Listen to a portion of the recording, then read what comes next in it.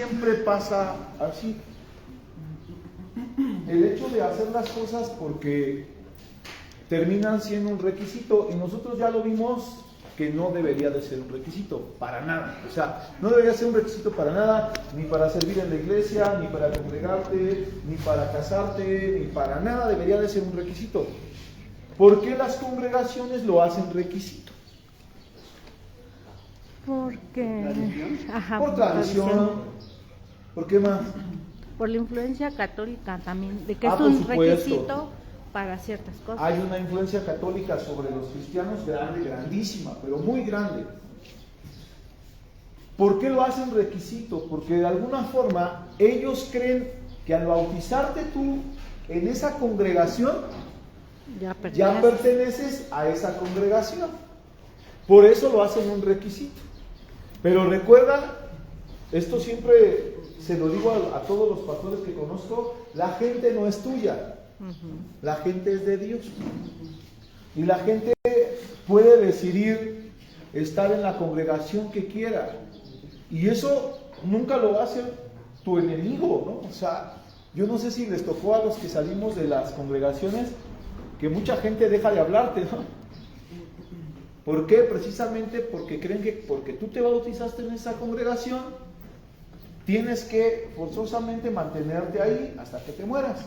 Y bueno, eso solo lo decide el Señor, nada más, nadie más lo decide. Y recuerden que la palabra dice que uno siembra y otros cosechan, o sea, eso tiene que quedar bien claro.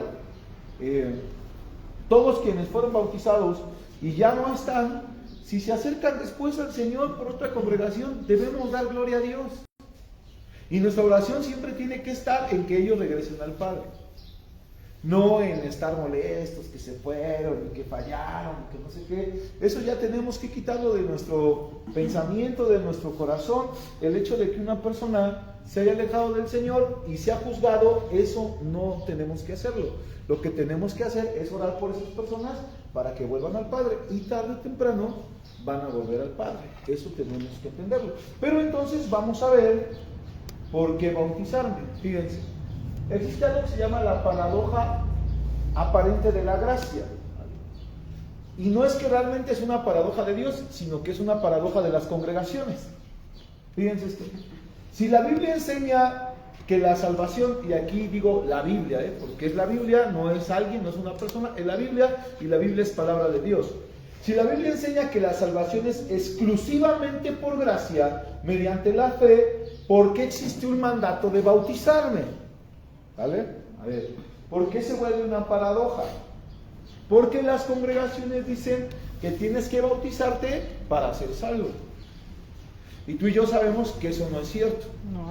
Eso no es cierto. Porque la Biblia nos enseña que la salvación es ¿por qué? Por gracia. Por gracia. Y aquí es donde a muchos pastores, cristianos y hermanos en Cristo no les agrada que diga esto, es más, les ofende que yo diga esto, pero mi hermano, la gracia es para todos. La gracia no es exclusiva para la gente que venga a pasión por Jesús, no es exclusiva para ellos.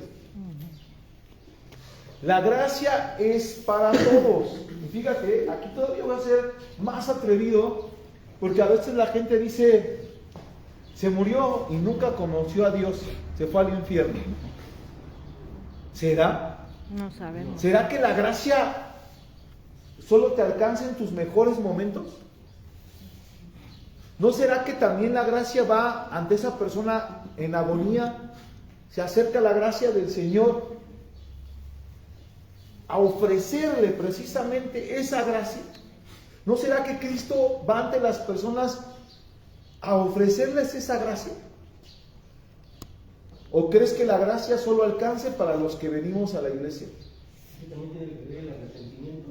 Por supuesto, pero ¿cómo se va a arrepentir una persona Que no se les ha mostrado gracia?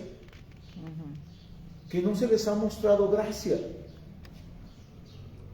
Fíjense, el día jueves, un chico de la escuela se subió a un puente vehicular con la intención de tirarse del puente vehicular.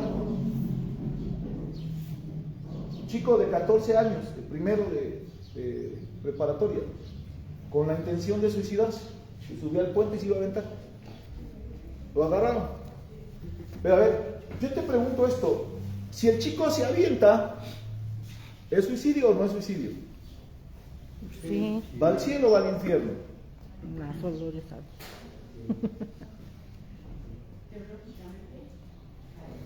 Fíjense eso, es que ahí está la situación, el no entender la gracia. Tú sabes lo que puede tener un chico o un grande, si tú quieres, que ha llegado al suicidio, ¿sabes lo que puede tener en su cabeza?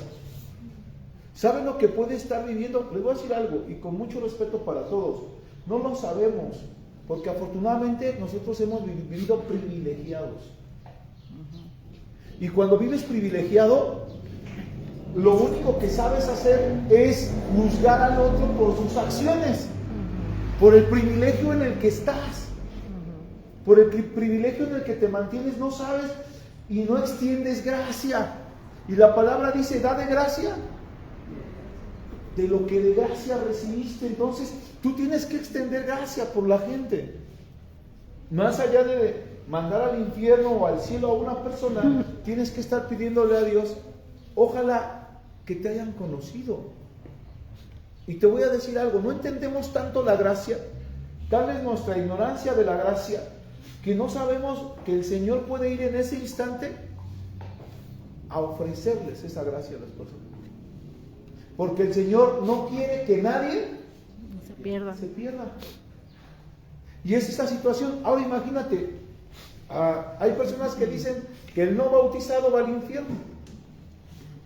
O peor, al limbo. O sea, por no estar bautizado. El bautismo no tiene nada que ver con la salvación. Entonces, ¿por qué me bautizo? Ojo, no te bautizas para ser salvo, porque ya eres salvo. Así es, por eso los bautizan a los niños chiquitos. Es más, se han dado casos de que hay niños que nacieron muertos y ¿qué crees que hacen los papás?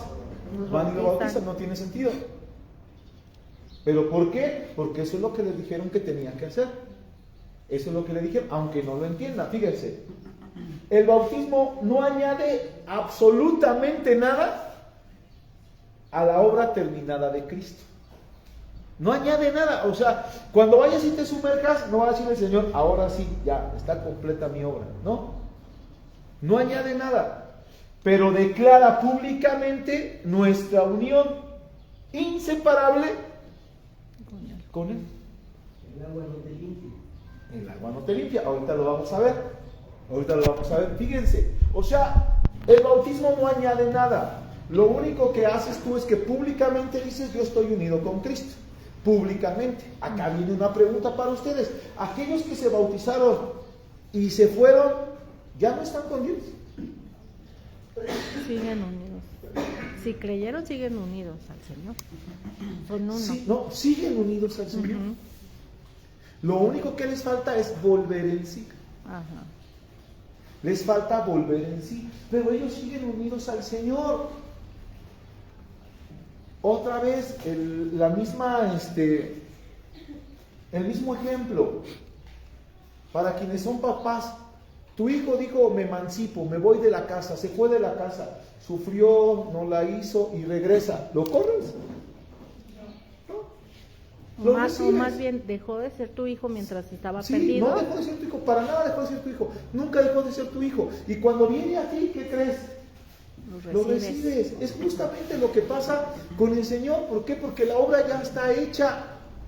La salvación ya fue dada para todos. Que una persona haya venido a bautizarse, que haya dicho públicamente, tengo una unión inseparable con Él, y que después se haya ido, a lo mejor Él se fue, pero Cristo sigue teniendo esa unión con la persona. Y es lo que a veces nos falta entender y comprender. Porque, repito, muchas ocasiones, lejos de buscar que el hermano regrese al Señor, lo alejamos más, porque nomás le estamos señale y señale, porque nomás le estamos diciendo, porque nomás... Mira, si tú conoces un hermano que se bautizó y se fue, abrázalo. Que se sienta que no ha pasado nada, que no ha perdido nada. Porque en realidad no ha perdido nada. A veces lo que pierde es amigos de la congregación, pero que ni eran sus amigos. Porque de haber sido sus amigos, le seguirían amando. Seguirían orando por ellos. Aunque tú no lo creas, yo tengo mi grupo de personas que sigo orando por ellos. Pero sí pierden felicidad. Pierden la identidad de ellos. Como el hijo pródigo. Sí, así es. Ellos pierden la identidad de hijos. Pero el Señor nunca pierde la identidad de padres con ellos. Es decir, soy el padre y voy a ser su padre siempre. Y la genética no la pierde. No hay forma. Es a nivel identidad, pero genética no. Sí, hay padres que dicen, "Oye, me saco la sangre de mi hijo, ¿no? Porque no. Puedes sacarte toda la sangre si quieres, pero los genes son los mismos. Eso no puedes quitártelos. Eso no te los puedes cambiar. Y exactamente, siguen siendo hijos. Pero a veces los que se mantienen tienen que ser tus amigos, ¿no? Sí, pero ellos no. Pero es tu obligación seguir, porque los que están heridos son ellos. Los que están heridos son ellos. Fíjense, y acá viene un ejemplo bien padre. ¿Por qué? Porque si tú ves a un león herido, no lo quieres ayudar. ¿Por qué no ayudarías a un león herido? Porque te va a rasguñar. Porque te va a atacar. Un hermano herido es como un león herido. Como piensa que lo vas a atacar, porque ojo, el león no te va a atacar porque él no sabe que lo vas a ayudar. Si el león supiera que lo vas a ayudar, te dejaría que lo ayudaras. Pero él no piensa que lo vas a ayudar, piensa que lo vas a atacar. Porque está vulnerable. Entonces, cuando hay una persona que se fue por X o Y razón, por la que sea, porque está herido, porque se lo lastimaron, por lo que sea, y tú vas, él cree que lo vas a atacar. Pero va a llegar un momento en que entienda que lo que tú quieres es amar. Ayudar, sí. Amarlo, ya. Y eso es una realidad, por eso yo les decía esto. Cuando una persona vuelve a la iglesia, que a nadie se le ocurra decir, ¡qué milagro! O sea, ¡qué bueno que regresaste! No, bienvenido. Como si no hubiese pasado nada. ¿Por qué? Porque en realidad eso fue lo que hizo el padre al recibir al hijo pródigo. Y eso es lo que tenemos que entender, pero no lo entendemos por esa paradoja de la gracia. Porque hablamos de gracia sin entender gracia, por eso es paradójico. Porque hablas de gracia y no extiendes gracia. Y tu obligación es extender gracia. ¿A los de tu casa? Sí, pero no tiene caso solo extender gracia a los de tu casa, sino también tienes que extender gracia a los de afuera. Apenas nos platicaba de unos hermanos que conocimos, de las situaciones que andan haciendo y que andan pasando. Y yo platicaba con la pastora y la pastora decía, es que no puedo creer de tal persona que pase eso. Digo, sí puede pasar, pero nuestra obligación no es juzgarlos, sino es orar por ellos. Seguir orando por ellos. Algo que yo le decía a la pastora, el peor error que podemos tener como cristianos es creer que el otro está muy mal y entonces cubre lo poquito mal que estoy yo, ¿no? Eso es el peor error que puedo cometer.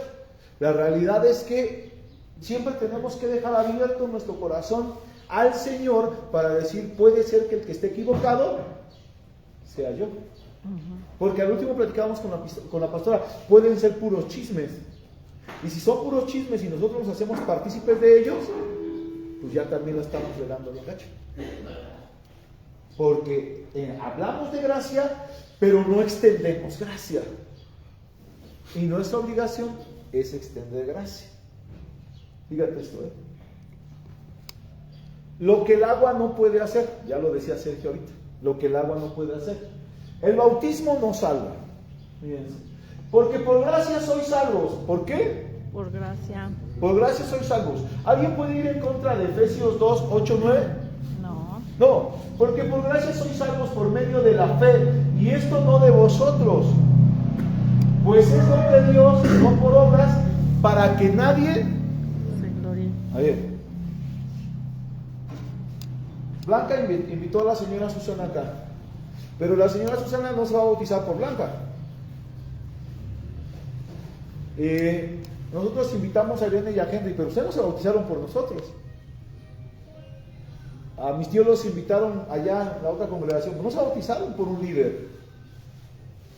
Se bautizaron porque Dios así lo quiso.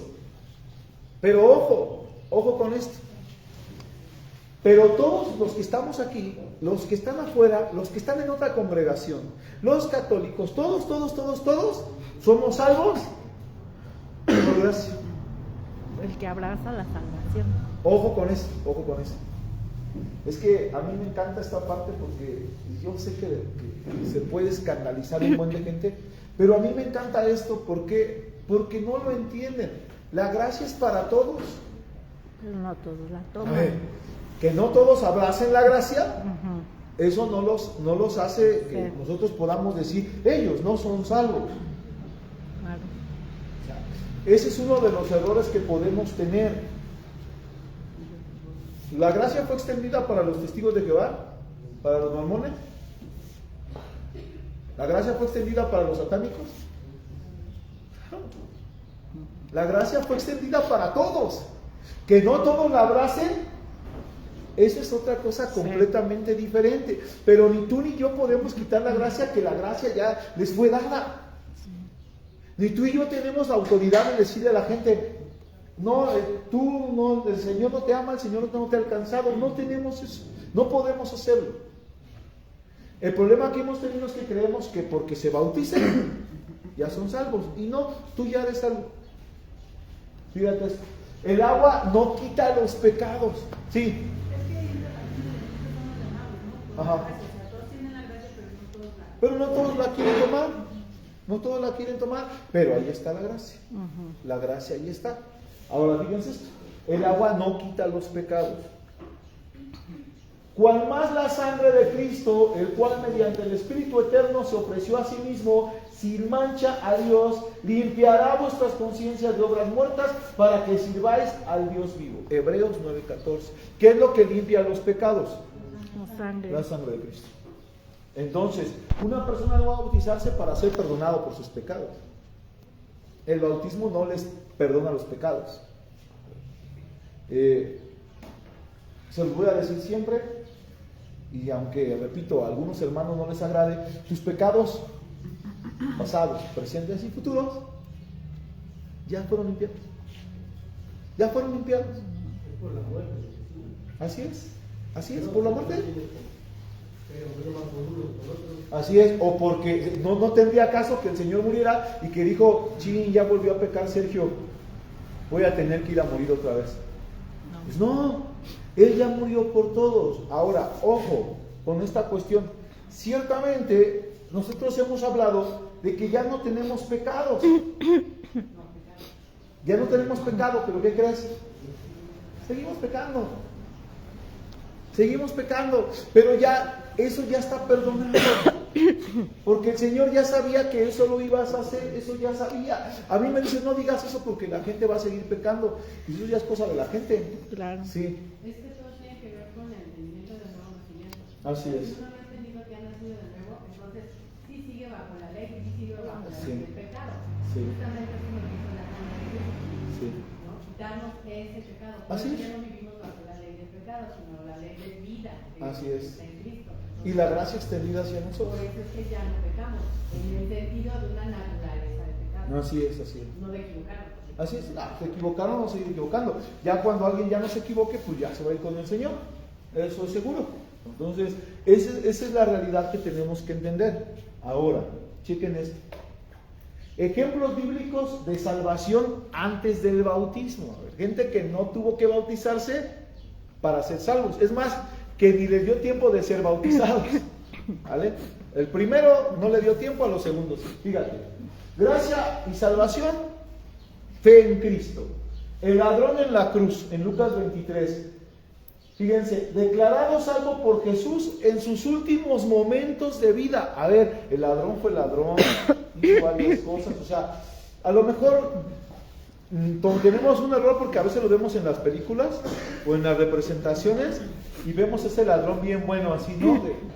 Yo sí te creo, Jesús. No, ese ladrón fue un desgraciado de lo peor. Claro, por algo lo Por eso crucificaron. fue a la cruz, porque a la cruz solo mandaban A los a lo peores. peor de lo peor.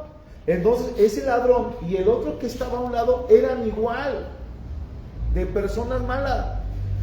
Pero este ladrón dijo, yo creo que tú eres el Hijo de Dios. Sí. Ahí está entonces lo que decía el pastor sobre la gracia. Ajá. La gracia era extensiva para Para los todos. dos ladrones, para esos dos ladrones, pero solo uno tomó esa gracia. Así es, él decidió tomar la gracia. El otro dijo, si eres Hijo de Dios, sálvate y sálvanos a nosotros también de paso, ¿no?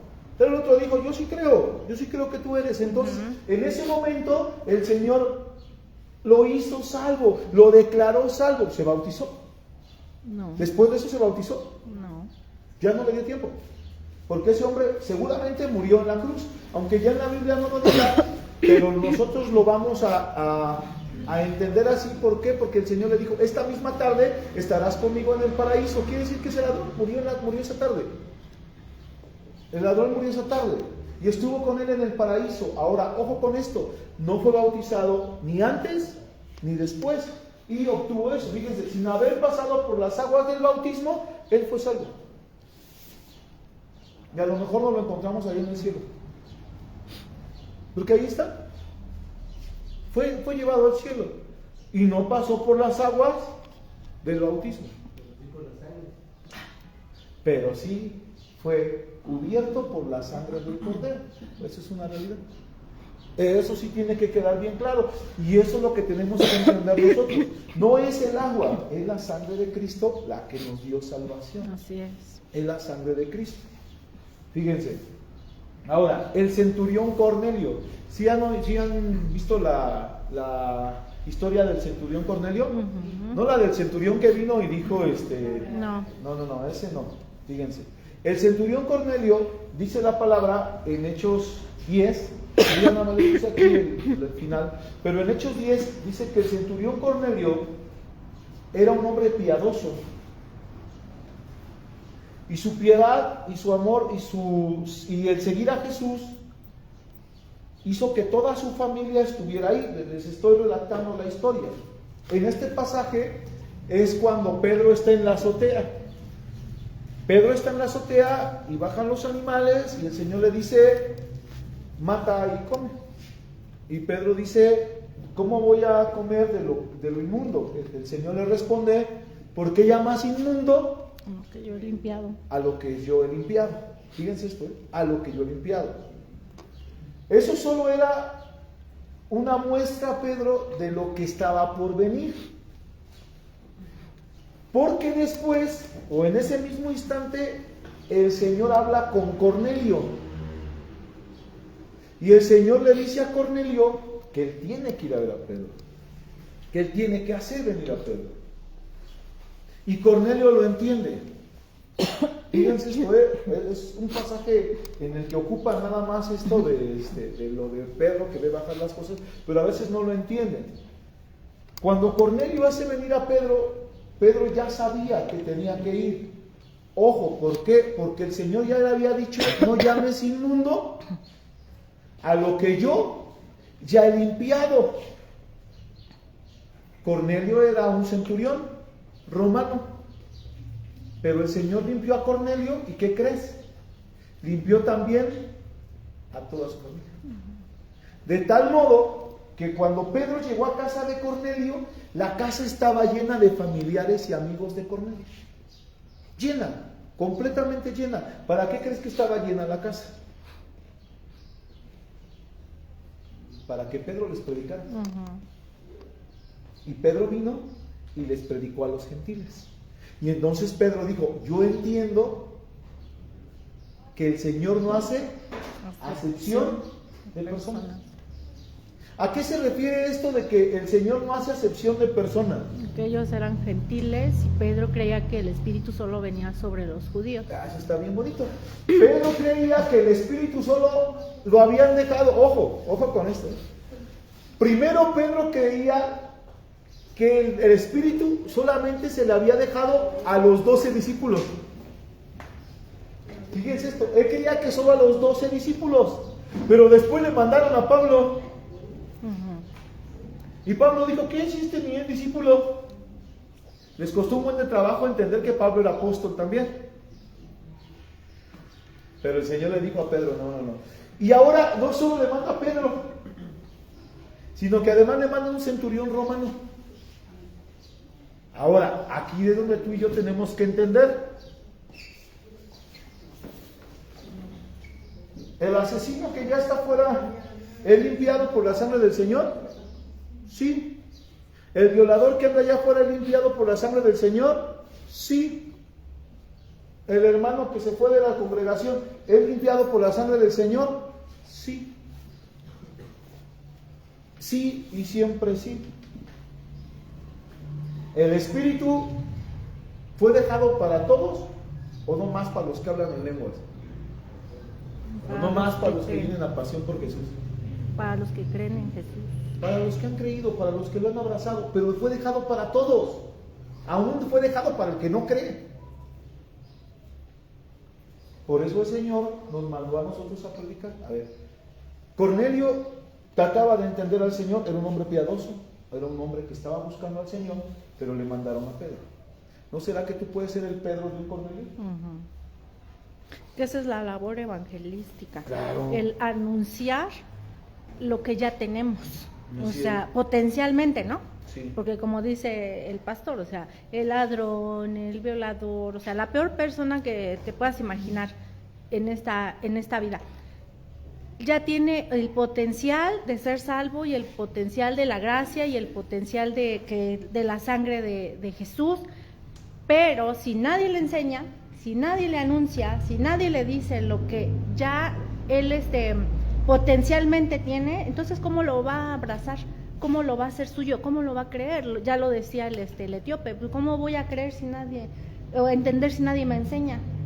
Entonces, y la Biblia dice en otra parte, ¿no? O sea, que tenemos que anunciar, porque si no, ¿cómo la gente que no lo conoce, cómo lo va a entender, cómo lo va a creer, cómo lo va a recibir? Entonces es la labor evangelística, no de decir, ya eres salvo, pero siguen tus desastres, sigue matando, no, a ver, te anuncio quién eres en Cristo, ya depende de la persona si lo cree, si lo acepta, si lo abraza.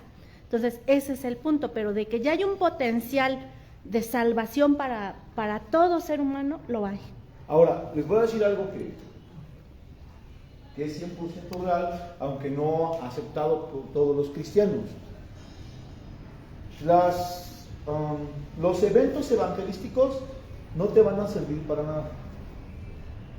Y déjame te explico por qué los eventos evangelísticos no te van a servir para nada. ¿Por qué? Porque invitas 500 personas, 1000 personas. De las 1000 personas que van al evento evangelístico, la mayoría ya son cristianos, ¿no? De las 1000 personas, 200 no son cristianos. Y los 200 que no son cristianos no entienden absolutamente nada de lo que está pasando, nada. Más porque hay quienes en esos eventos evangelísticos empiezan a hablar en lenguas, empiezan a hacer cosas muy cristianas. Y el que no es cristiano no entiende nada de lo que está pasando. Y entonces cuando el que lo invitó le pregunta cómo es, está chido, estuvo bonito, sentí bonito, pero sigue viviendo igual. El verdadero evento evangelístico está en la palabra, es familiar. El verdadero evento evangelístico es personalizado. O sea, ahí está el ejemplo. ¿Por qué es personalizado? Sí. Porque tú tienes que hablar con esas personas para descifrarles el reino. Mi hermano, el Señor, porque aquí alguien me ha dado un contraargumento en el que me dice, no, pero el Señor le predicó a 5,000, le predicó a 4,000. ¿Y qué hicieron todos esos cuando el Señor les dijo, ustedes nomás me siguen porque les doy de tragar? Se fueron. Porque esa es una realidad. ¿Cuáles eran las mejores células? Cuando trabajábamos por células, ¿cuáles eran las mejores células? Las mejores. Las de más gente. Donde había mucha gente, pero porque daban bien de comer. Atolito y todo. En las que daban piña. así, de piña. galletitas marías y cosas así. Y nadie quería ir. Querían ir en donde había comida, donde les daban comida y les daban de lo mejor. Ahí querían ir. Es más, hubo líderes que hasta exigían a los dueños de la casa que dieran, que entregaran, que hicieran, por llamar gente. Eso no es evangelismo. No. Eso no es. El evangelismo es ponerte a platicar con una persona como amigo y descubrirle a Cristo, mostrarle a Cristo como amigo, porque eso es lo que funciona. ¿Por qué los 12 apóstoles terminaron comprendiendo a Jesús y viéndolo glorificado? Porque Él hablaba con ellos, ¿en dónde? En la intimidad. Y la gente que buscó al Señor en la intimidad, lo encontraron. Es que el evangelismo es relación, ¿no? Así es. O sea, no puedes evangelizar a alguien que no conoces, que no te conoce. A nivel amistad sí, pero por ejemplo podemos evangelizar a nuestros hijos. Claro. O sea, como madres, como padres, nosotros somos los primeros evangelistas de nuestros hijos y no te lo vas a agarrar a bibliazos con tu vida, o sea, viviendo tu diseño de mujer, de madre, de esposa, de esposo, padre, o sea, viviendo nuestros diseños en casa evangelizamos a nuestros hijos, Claro. a nuestros hermanos, a todos, ¿no? Así es. A ver, llevar tortas al hospital y café es una buena acción. Es una buena acción. Qué bueno por lo que lo hacen. Está muy padre. Es una buena acción. Es más, en las peregrinaciones a la basílica hay un buen de gente que sale a las calles con tortas, con sándwiches, con aguas, con naranjas. Siempre. A veces pasa uno y pues ya te están dando un sándwich, te lo comes. Te lo dieron, cómetelo. No vayas a salir con que, no, es que eso es consagrado para el rival. No, lo hizo una persona y está. Sí está. Pero hasta ellos lo hacen así. ¿Eso evangeliza a alguien? No, es una buena acción. Gloria a Dios por lo que lo hacen. Dios los bendiga. Que Dios les dé más. Pero no sirve de evangelización ir a llevar tortas al hospital. No sirve. Es más, así es, ni condiciona la salvación, ni dice, no pasa nada. Es más, yo creo que también eso es una mala situación, agarrar a la gente vulnerable. Es muy malo ir y agarrar a la gente vulnerable y decirle, el Señor va a sanar a tu familiar, porque si sana la persona va a sentirse comprometida, y si no sana la persona la vas a dañar mucho. La realidad es que no sé si conoce al Señor. Es más, yo te voy a decir algo, yo dejé de hablar con las personas y ayer lo platicaba con mi hermana. No puedes discutir con las personas necias porque te vas a meter en un problema y los vas a alejar más que acercarlos. Si la persona es necia, mira, quédate callado y te dices, bueno, yo respeto lo que tú piensas, no pienso así. Con lo que tú eres, con lo que tú haces, con lo que tú actúas, que las personas vean diferente, que las personas te empiecen a ver diferente, que las personas te empiecen a entender, ¿no? Donde nosotros vivimos, pues ya ustedes saben, andamos un tanto mal porque las personas, pues sí, llegaron unas familias, 2 personas que agarraron 2 departamentos y nos quieren echar, pero ya entendimos por qué. Nos quieren echar porque quieren el lugar del carro, o sea, quieren el lugar que usamos nosotros del carro. Y la verdad es que decía la pastora, pues ya me hartaron, pero no voy a pelear con ellos, o sea, mi obligación es bendecirlos. Porque algunos del edificio saben que somos cristianos, ¿no? Entonces sería muy feo tener que pelear con las personas y que digan, mira, pues soy pastor y está peleando con ellos por algo que no es, y que aparte nosotros entendemos que el Señor nos va a llevar a donde tenga que llevarnos, ¿no? Que el Señor tiene todo bajo control y eso es una realidad. Pero sí, o sea, nosotros ya vimos que hacen cosas, hacen maldades a ellos mismos y luego nos echan la culpa a nosotros, ¿no? Pero yo digo a la pastora, pero no te preocupes, o sea, hay cámaras y las cámaras tienen que decir lo que realmente está pasando, y además no tenemos por qué ponernos así. Más bien, a lo mejor de ver que no peleamos, en algún momento pues ellos digan, pues ya intentamos de todo y no se enojan. No te voy a decir que no te molesta, sí te molesta, ¿no? Pero al final de cuentas tu obligación es bendecir y decir, bueno, pues qué más da, a lo mejor y podamos algún día evangelizar a alguien de esa forma, con lo que eres. Cuando te pones a discutir con la persona, lo único que haces es alejarlos del Señor. Y es una realidad. Por eso te decía, aquí el centurión llevó a toda su familia. Seguramente no toda su familia creía. Seguramente no todos sus amigos creían. ¿De qué tipo de amigos tenía el centurión? Soldados romanos, ¿no? A los que invitó a su casa y les dijo, denme chance de que escuchen eso. Pero Pedro fue a hablar con ellos como un hermano. Por eso el Señor le dijo, no digas que es sucio lo que yo ya limpié. Ya lo limpié, claro. Por eso el Señor le dijo eso, no digas que es sucio lo que yo ya limpié. ¿Cuesta mucho trabajo entenderlo? Sí, cuesta mucho trabajo entenderlo. Mi hermano, te puedo decir, hoy hay gente que yo pensé que no iba a acercarse nunca al Señor, y que platiqué con esas personas y me decían, no, es que cuando ustedes se volvieron cristianos, se alejaron de todo. Nos y yo alejaron. platicaba con la pastora y dije, sí es cierto, cuando nos volvimos cristianos, empezamos a juzgar a todos los demás malditos paganos, Sí. porque hacían y deshacían, y lejos de buscar esa intimidad para que conectaran con el Señor, lo que hicimos fue alejarlos. Y entonces esa gente lo que dijo, es malo ser cristiano. Es malo ser cristiano porque te alejas de la familia, porque haces a un lado a la gente. Es malo ser cristiano. Y la realidad es que ahora, por otros medios, he venido comprendiendo qué es lo que la gente quiere. La gente quiere un abrazo, que no le das porque te enseñaron, no abraces a esos, porque qué tal si su demonio se pasa a ti. Eso te enseñaron, y entonces tú no los abrazas porque no, esos están chamucados, y yo soy perfecto, sin mancha, puro, ¿no? Vestidura limpias, ¿cómo lo va a abrazar? Y entonces no los abrazas, y solo abrazas a hermanos de la misma iglesia que están hasta más enchamucados que los que están afuera. ¿Real? El centurión recibió al Señor. Y entonces, cuando toda esa gente fue bautizada, ya había sido salva. El Señor ya la había limpiado, a toda esa gente ya la había limpiado. Y el bautismo solamente fue el acto de obediencia y testimonio público de que soy hijo de Dios. Es un testimonio público de que soy hijo de Dios.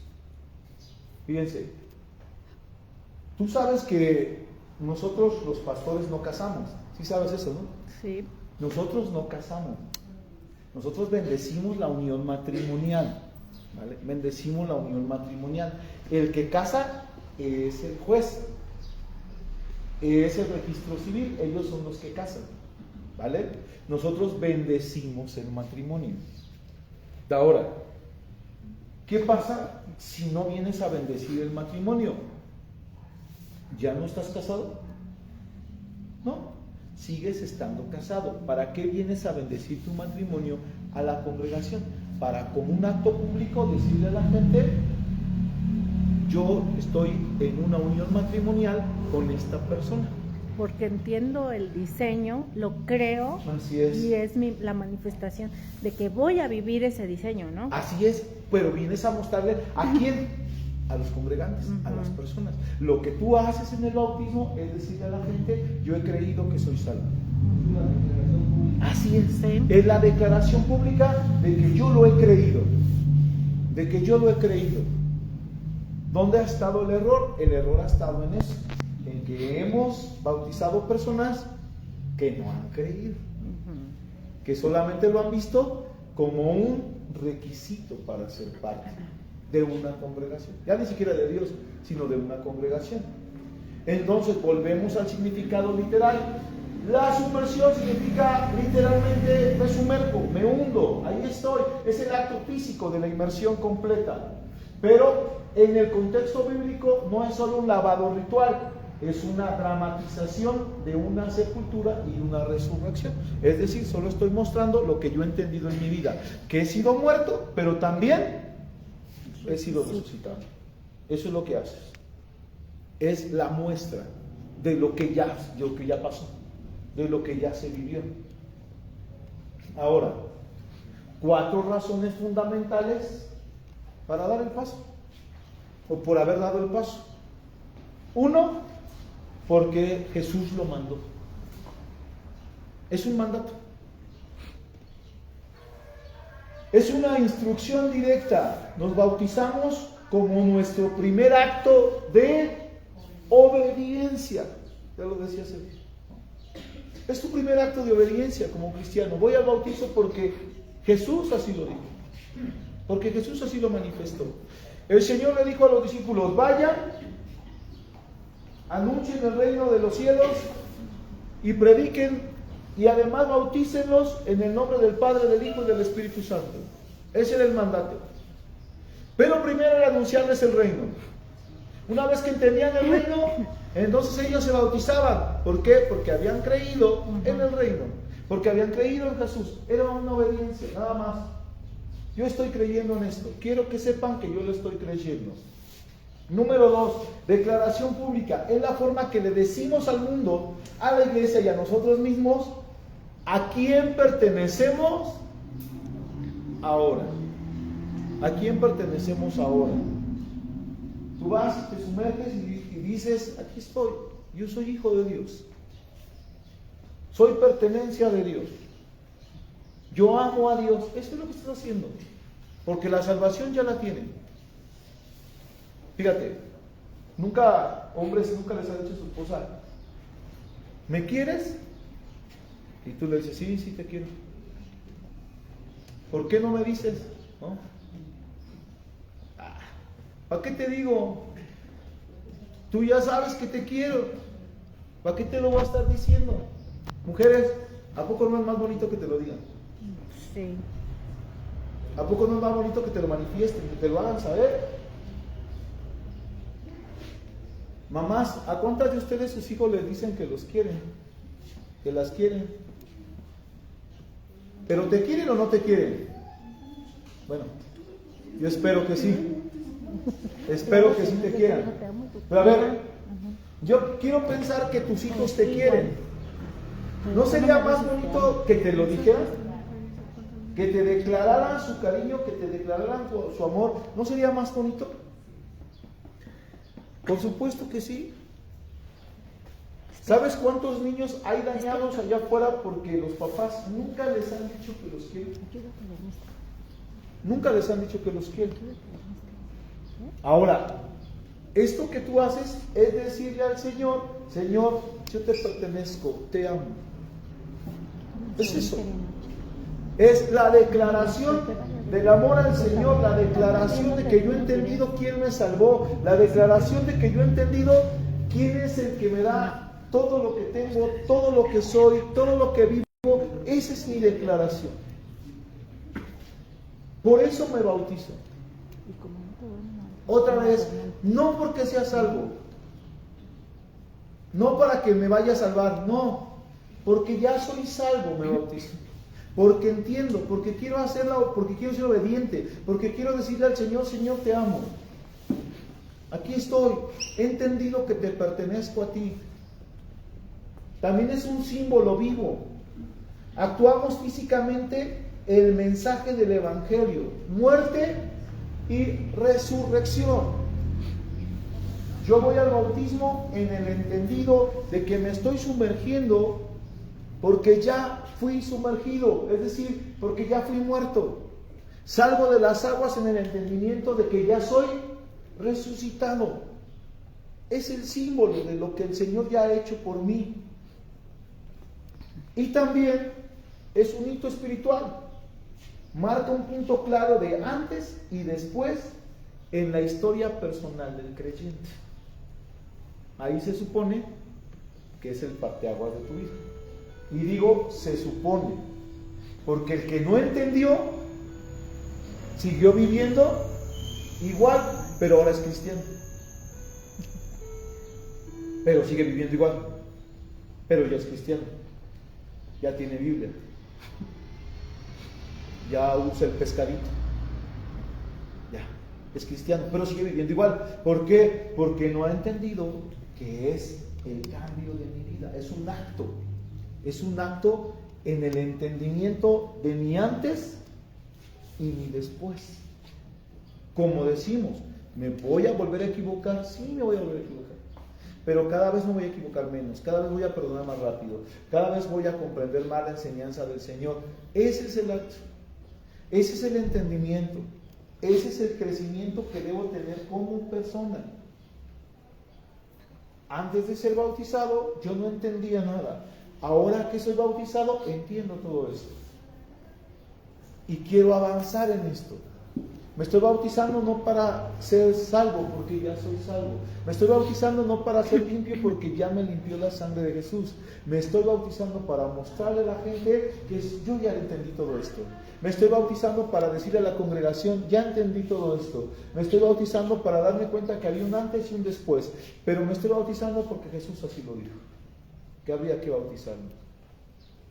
Ahora, tienes que identificar esto. Fíjense. Hay una realidad espiritual y un símbolo físico. El agente de la realidad espiritual, en el bautizo es el Espíritu Santo quien te bautiza.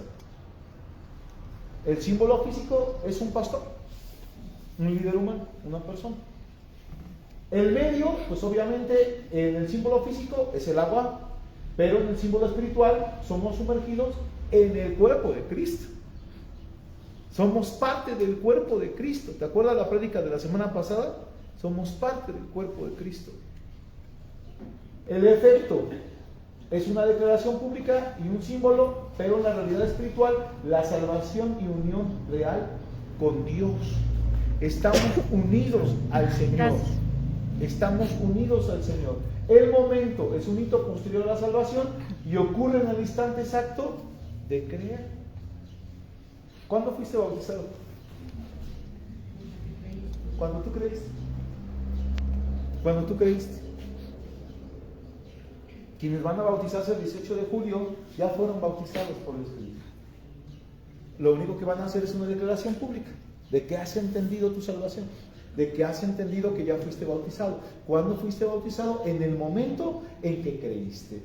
Aquel ladrón en la cruz fue bautizado en el momento que creyó.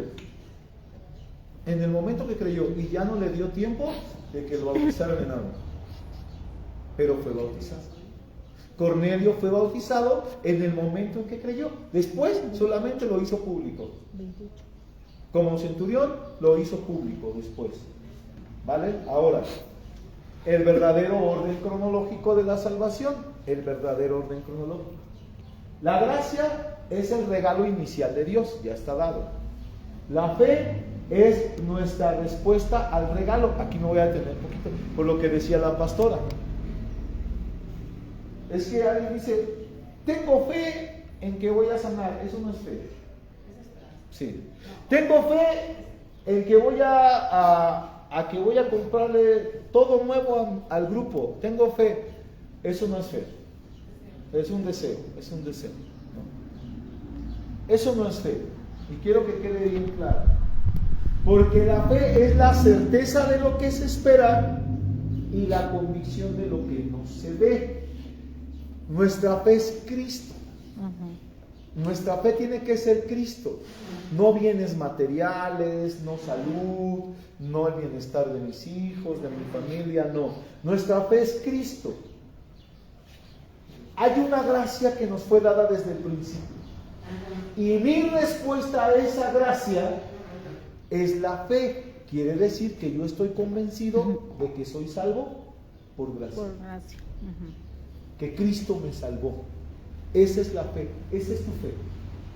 Tu fe tiene que estar basada, cimentada, fundamentada en que Cristo te salvó. Tu fe tiene que estar basada, fundamentada en que el que empezó la buena obra la va a terminar. En eso tiene que estar tu fe. No podemos poner nuestra fe en cosas materiales, no, eso no existe, eso no es real. O en personas, Existen añadiduras, sí existen añadiduras, pero mi fe no está en las personas, efectivamente, mi fe está en Cristo.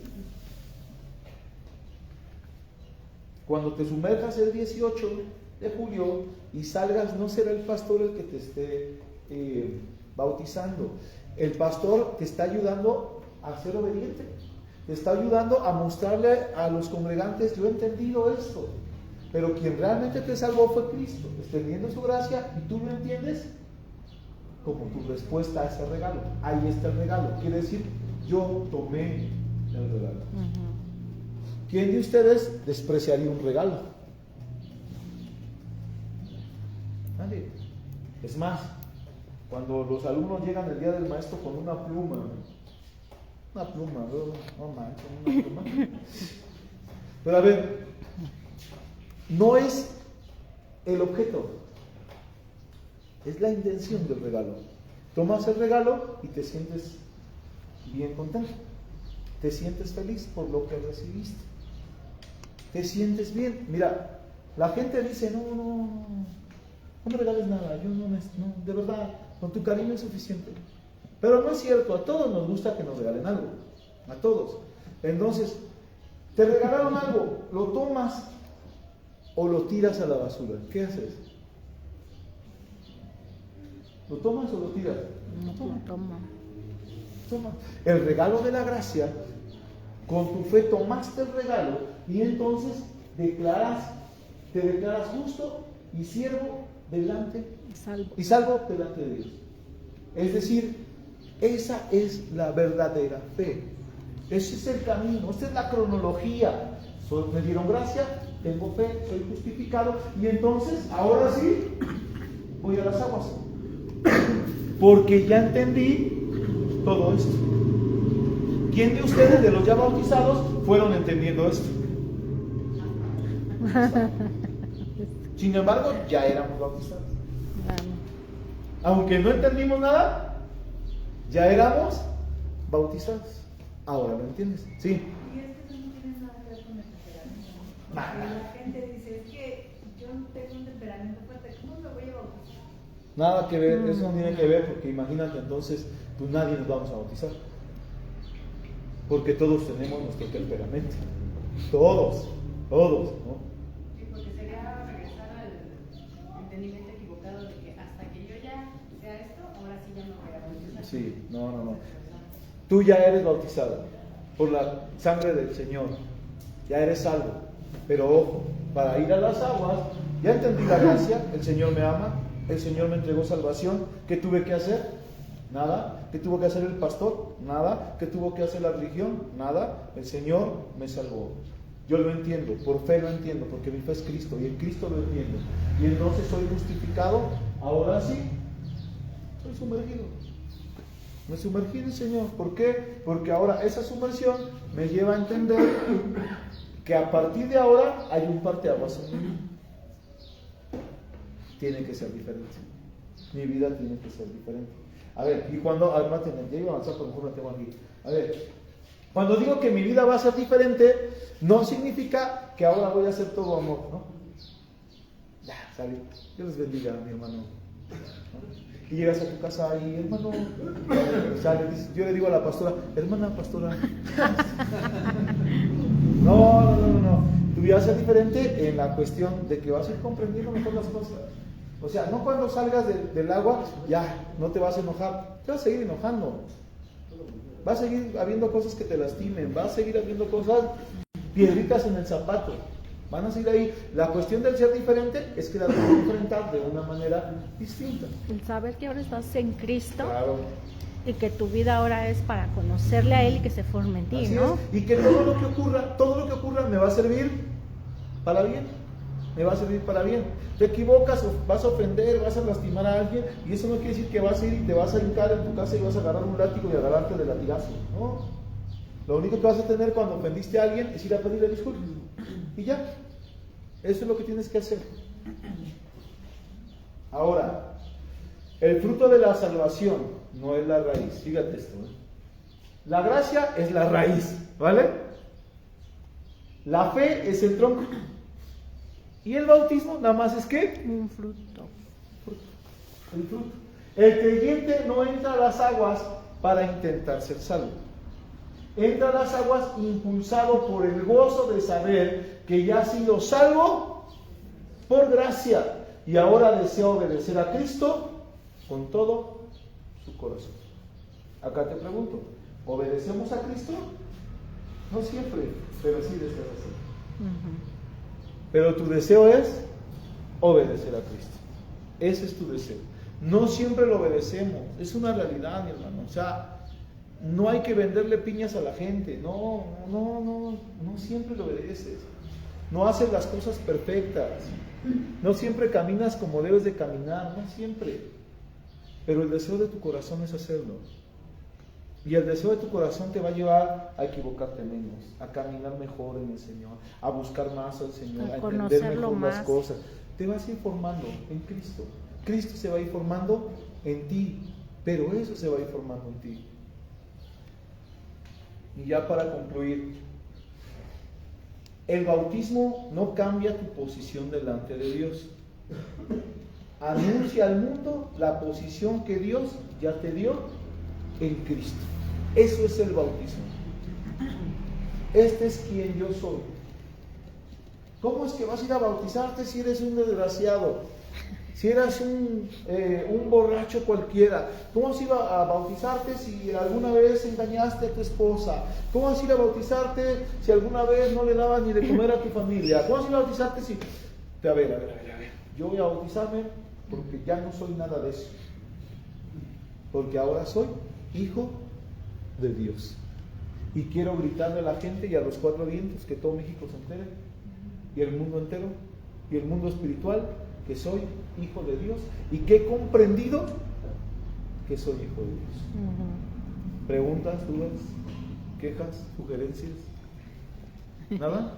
¿Seguros? ¿Se van a bautizar? ¿Quedó claro?